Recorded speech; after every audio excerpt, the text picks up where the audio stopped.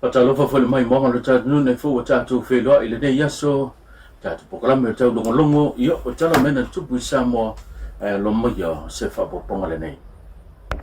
I tatu tala to mua o le ua mai se fina ngalo le fionga tu ia pai le toa. E tu sai mane sau noanga le fionga le tai tai le tua ngai. I le mai aia le whainga panota li tu malosa fata numero lua lela na sau noa i tu le empa. O le atile tile se vaenga e ono mawhai ona lato nui na i le whamsnonga. E whatatau i le mafuanga o le tu le ua maloma iai ia le fionga ia tu ia pai le toa i le whainga panota. Ona o le tufanga tupe mo le se fulu miliona sa fata lea na tufa a o le isi wa yaso so i le whainga panota. Sau noa le fionga tu iai se fata tanonga ma le suya le radio Samoa.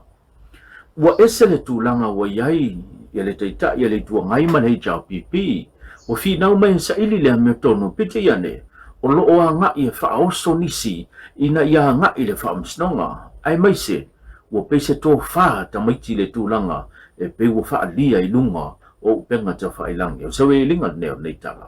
Le mo mo nor fit. Na nilo. Le ai se sui o le jau pipi na. Peta. Tilo fia umal matu i tu malon fia i le jau pipi. E le va fia la stofi.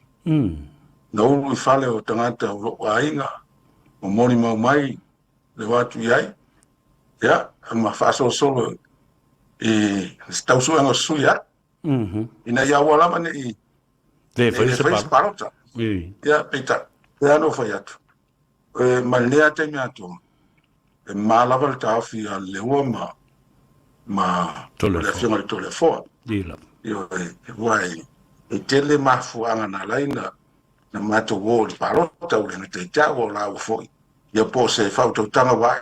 ia po se tanga to faus la wa tau fai wala tu la fai ia tato lo le mele la sa o lo le ia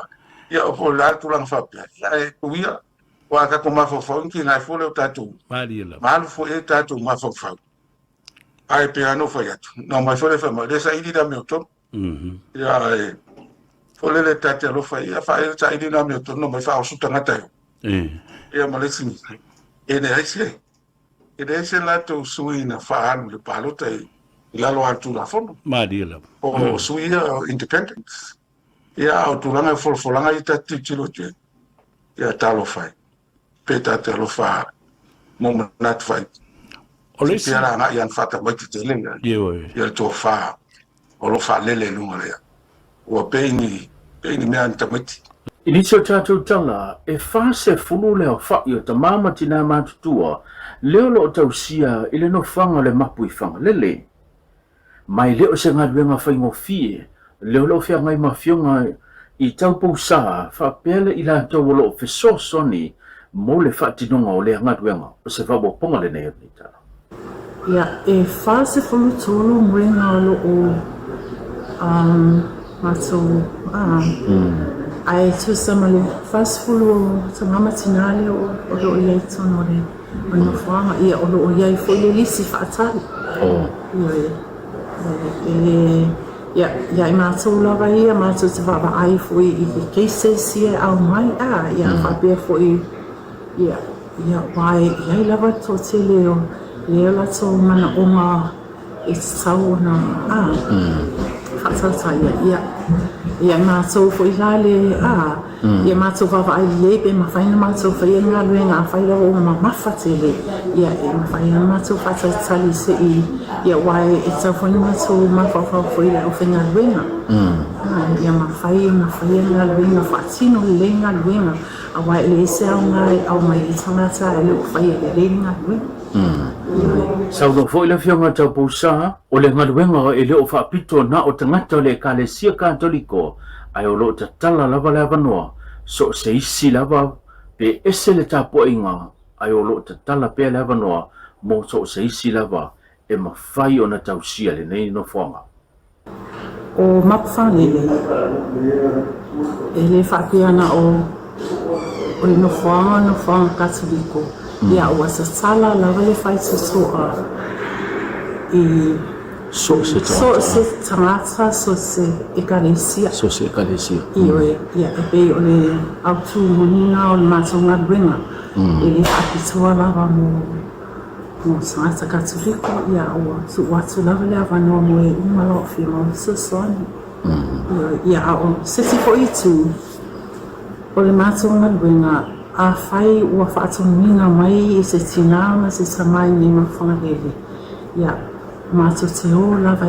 i aina e asiasi ai ia mato sa tanonina foi po le ale meo e fia pe mana o mia lava i tangata nele leo mai ni mawhangarele a wai e le mawhaina mato au mai anisi e le fia e o mai nei e le mana o e mai nei ia mato lava ia e tu lava le saulo tonga le tangata le mawhaina mato fosia sisi e au mai politi ngā inga po le alava ia e le mawhaina mato a whaia se mea e le fia e le tama politina ia o se awala fo i mo i mato e mato te baba ai e fo i le si o se o manga o lo o iai ia sa mame tina i la so wahinga e a whapea fo i la ua loto malia i ele tangata e o mai mawhangarele ia mato te fia fo i le whaaia fo i o mea o lo nofo ai ia mawinga fo i o tangata ina i mato sa uni fo i ta pena mea e tauna o mai ia Mai le whainga paanga le malo saina ma Samoa o se sauninga aloa ia. Le sa whatau taia i le vāo le sui le malo po le ampasa o le malo saina whapea ia whaurunga. Le fionga le teitai fono o le komise pule tangata whainga ruenga le malo o le PSRC le fionga nonu sale mua ma ai whapea foi le awai atu le fionga ia Dr. Patila tui whasisina a mosa whapea wo maainga o whanau e ala i le whaalau i loa ina o se tasi o fesoaswani le malo saina le wofaina mai ai nisi o avanoa skolasipi mo whanau o Samoa o se tūlanga mawalunga ma o se tūlanga matangofie e pei ona saunoa i ai le fionga ia nonu sa le mua ma ai e whawhitaia le tūlanga o le nei fesoaswani ma le whainga pa anga i le malo Samoa ma saina leo wolo o whaawau i pea ia le tele o nei fesoaswani o lo o anga le lei mai ai le malo saina mo Samoa. E leo se teimi mua lea, mo foina mai ai. E le ngata o nisi o fesoaswani ma nisi o ngā ruenga o fesoaswani mai ai le malo saina. Ai mai se lava le tūlanga tau i skolasipi po a onga leo lo whaamni ai nai le toa tele o whanaua le atu no o. Inisi o tātou talaua a mata le fesuia inga e pe ona yele matanga ruenga o tinam tamai tai no umang fesotai e pe ona iai se tasio po kalame le malo po le whainga malo le watu le foe pe au na pale mai o la iai fesuia inga i le matanga ruenga o tinam tamai tai no umang fesotai o sawili linga leo nei tala. O le matanga ruenga le nei sa whaingoa i tausanga umawai o matanga ruenga mo tinam tamai tai a tina e wafioanga manga fesotai pe tai ia le wasuia le ngoa ia i le matanga ruenga mo ainga manga fesotai o nei suinga nei al tātou malo ma le matanga ruenga ia o toi whaatūlanga ai le ngata matanga ruenga ai whaapea fo i divisions tai tasi o ngā ruenga al tātou matanga ruenga ia fio tina o tama sa pulanga talavou o whanau ia whaapea fo i lātou ia fianga tū mau soifua ngā ruenga le nei vaenga ia fio ai ia tapu e ina o to mai ma awa o to pulanga talavou i to mai mo ngā ruenga nisi fo o ngā ruenga e au fia ile la o ina le la to i to mai mpai o na whaatu ina nia la to lava pisinisi lai ia e soifua maula manu ia i so tātou watunu vaenga mo whanawiti ia e au fia ile te minei lo whaatu langa mpa mautu ia whainga whaavai ia e whaasafua ile tātou whaamamianga po tātou child wellbeing benefit ia lo whaatūlanga ia whaatasi nisi o ngā ruenga i le puipuia ma le tapu e ina ma le whaawhailele ina o whalau ia soifua manu ia lo lato o la tupuai le alau atu whaatasi le vaenga mo tupulanga talavou ma whanau ua avea o se division patino o le matanga ruenga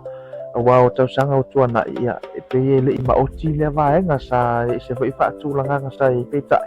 o le suiga lenei ia le ala ua mautinoa ua iai lava le vaega patino mo te palagatala po fanauiti ma le tatou tala mulimuli ua faasolosolo manuia le malu a le malo le olo o taofia nei le maotagasagasa i matoatua le ana afia i se faavalave tautavale a o faatino lana tute i le o gatotonu o le vaiaso i le afiafi e le manava i o galuega i molia le magafā ina i le afioaga o le pea o le faavalave lea le ana afia ai ia le suga le malu a le malo a o feaga iai ma le faatinoga lona tute le tau faasoasoaina o taamale le olo o femalagaʻi ma feafio iai le malu a le atunuu